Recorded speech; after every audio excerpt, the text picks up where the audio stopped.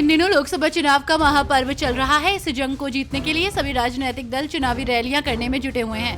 प्रचार प्रसार कर जनता से लुभावने वादे कर रहे हैं। इस सिलसिले में 12 मई को इंडिया गठबंधन की संयुक्त रैली आयोजित होगी, जिसमें सपा अध्यक्ष अखिलेश यादव, कांग्रेस नेता राहुल गांधी की संयुक्त जनसभा होगी। ऐसे में दावा किया जा रहा है कि सीएम अरविंद केजरीवाल भी इस जनसभा में शामिल हो सकते हैं।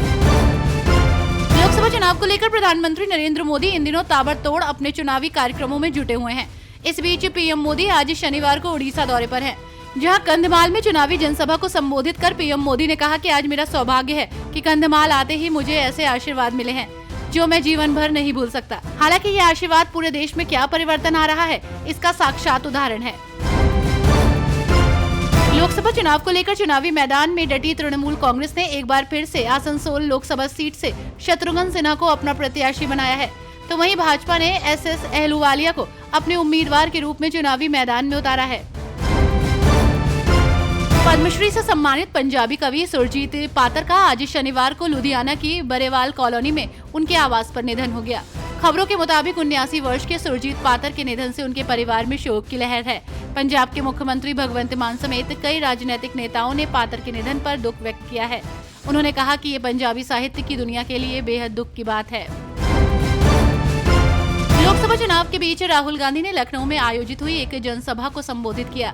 इस दौरान उन्होंने सीबीआई और ईडी के द्वारा की गई पूछताछ का अनुभव शेयर करते हुए कहा कि सीबीआई ईडी ने मुझसे 55 घंटों तक पूछताछ की, जहां मैंने ईडी के अफसर से बोला कि आप सोच रहे हैं कि आपने मुझे यहां बुलाया है, मगर आप गलतफहमी में हो, बल्कि मुझे आपने नहीं बल्कि मैं खुद यहां आया हूं, क्योंकि मैं ये देखना चाहता हूं कि हिंदुस्तान के लोकतंत्र की हत्या आखिर कौन लोग कर रहे हैं।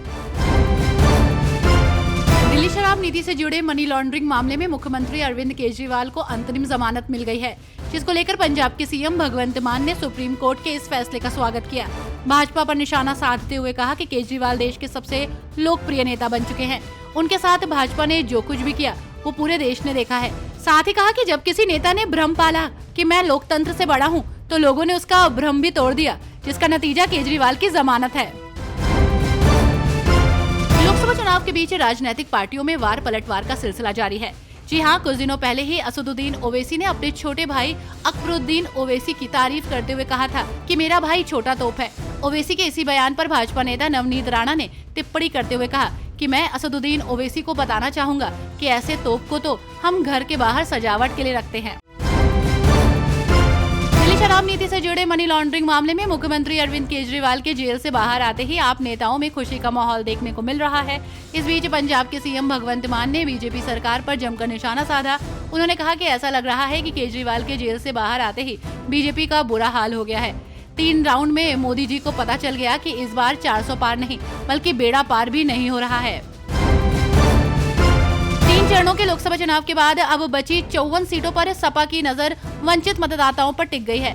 आपको बता दें कि सपा खास तौर पर बसपा के मूल वोटरों को अपने पाले में लाने की कोशिश कर रही है। ऐसे में सपा अध्यक्ष अखिलेश यादव ये संदेश देने की कोशिश कर रहे हैं कि बसपा और भाजपा मिलीभगत कर चुनाव लड़ रहे हैं। राजधानी दिल्ली के किशनगढ़ इलाके में ठगी का एक बड़ा मामला सामने आया। आपको बता दें कि 2 आरोपियों ने आपस में मिलकर 2 करोड़ के ठगी की घटना को अंजाम दिया, जिसकी भनक लगते ही पुलिस ने दोनों शातिरों को धर दबोचा है, जिसके पास से जाली दस्तावेजों के साथ कई उपकरण भी बरामद किए गए हैं।